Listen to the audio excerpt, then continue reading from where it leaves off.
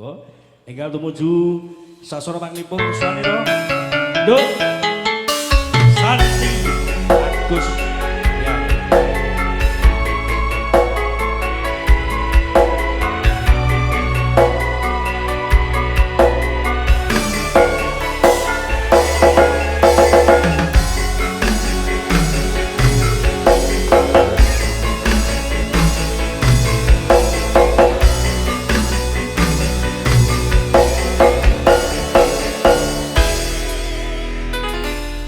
Assalamualaikum warahmatullahi wabarakatuh. Saking dalu Bapak Ibu, iki madhepku ngendi ya, Mas? Wis kono sak senengmu, sing penting aja mlumah. Lho ya. Wah, nek mlumah iki bahaya. Mulane nek sing madhep rono ya rono, pengen rene ya rene, mojok kono ya ento ya ta.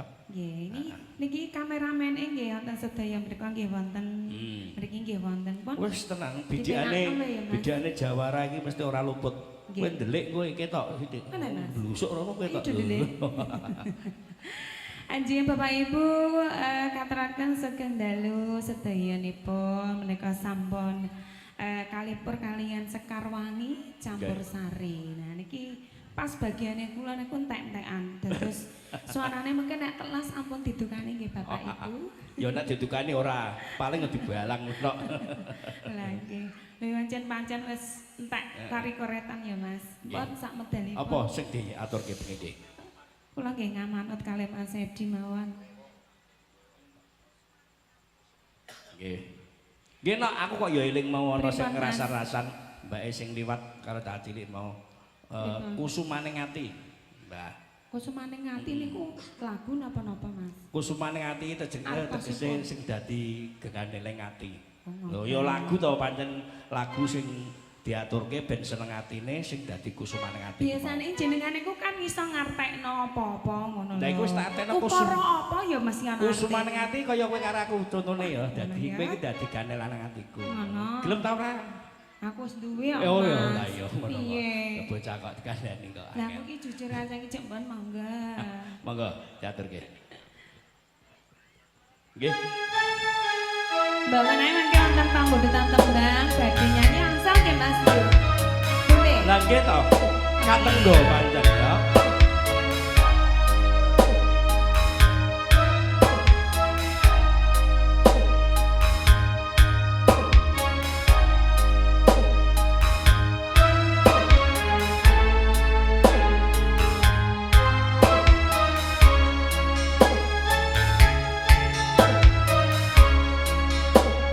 Kusumane ngati dono pangku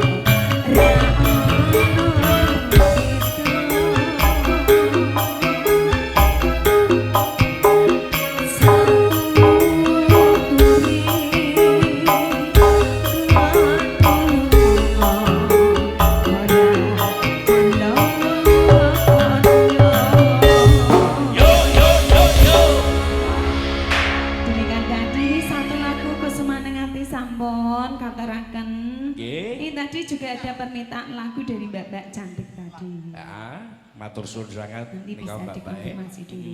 Ya. Nggih. Ya, permintaannya napa Mbak Santi mangke saged dipenaturke? Lah iki ora cetha kok meneng. Rapati yang anu ya. Oh, nggih nggih. Tak nggih. tanyakan dulu ya Mbak Yu ya. Nanti Iya. biar konfirmasi dulu lagunya. Nggih. Begitu. Terima kasih. Nggih, Monggo. suwun sanget Mbak Santi Agustiani wonten Kusumaning Ati kang sampun kapiarsa kunjung panjenengan.